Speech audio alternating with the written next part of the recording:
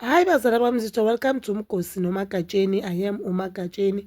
Umgosi wethu namhlanje bazala bami zitho, it's about Uvuyokazi. Guys, we know that Uvuyokazi recently flew to Turkey and a lot of us thought mhlambe uyenza ibhodi yakhe. Mina I for one I thought mhlambe uyolungisa ibhodi uyenza mami makeover. Is it mommy makeover? Yes, bakubiza nge-mommy makeover whereby mhlambe waqeda ukuthola umntwana uthi fixing your body or i-liposuction. I don't know guys, but I thought uyolungisa ibhodi yakhe. I didn't think i-BBL because she already has ibhodi there abantu abaningi bayifuna for i-BBL. I thought mhlambe uyolungisa maybe isisu sinsana abantwana nani, but no, it seems like Uvuyokazi eTurkey uye to meet the love of her life. Because guys, I've noticed kuma-picture wapostayo on her Instagram ukuthi no man, this girl makaposta, especially when they are eating breakfast or something, there'll be cup of coffees or 2 cups of mhlambe cappuccino, whatever she's having ne.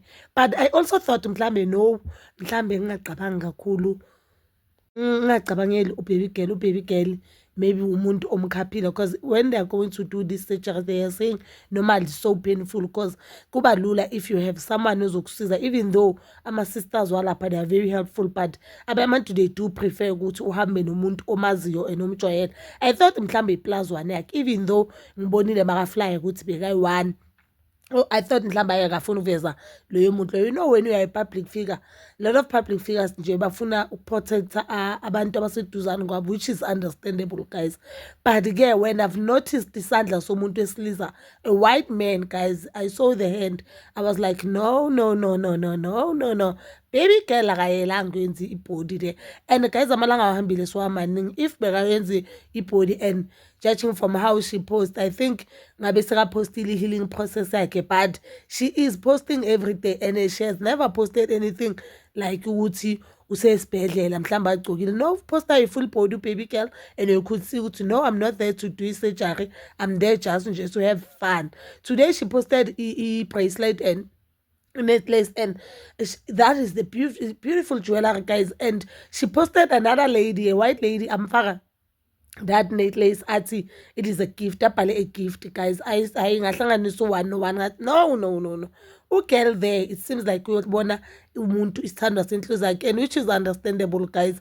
Uvuyokazi has been through a lot and she really deserve umuntu ozomthanda nozomthanda kamampela futhi ozomhlonipha.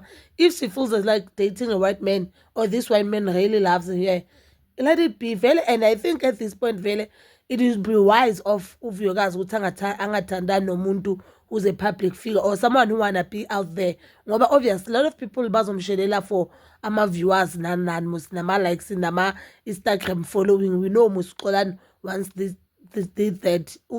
Should I say it's ex-husband or ex-boyfriend? But because he paid the level like ex-husband, like you know that when we first met when we met through Uvuyokazi and following yakhe beyincane, but after we knew ukuthi is dating Uvuyokazi and they're getting married, ama-followers wakhe akhuphukile, even though mama sohlukana a lot of people unfollowing, but not everyone guys, they understand. So if Uvuyokazi is really dating this guy, congratulations to Uvuyokazi. She really deserves to be happy guys, let's just be honest. She really deserves to be happy, and after to be happy, and after all impumelelo, I don't think ibakazomnika happiness le amnika le azoyithola lapho or any other happiness. Uyabona nje Uvuyokazi uMpumelelo usagcwele ubuntwana, uMpumelelo akayazi into ayifunayo, ufuna amakhosikazi nje, ufuna ukuba ubabakhe. That is all for now. Bazala bami zitho, please don't forget to like, subscribe, share and hit that notification button. Nginithanda ukuya nokubuya.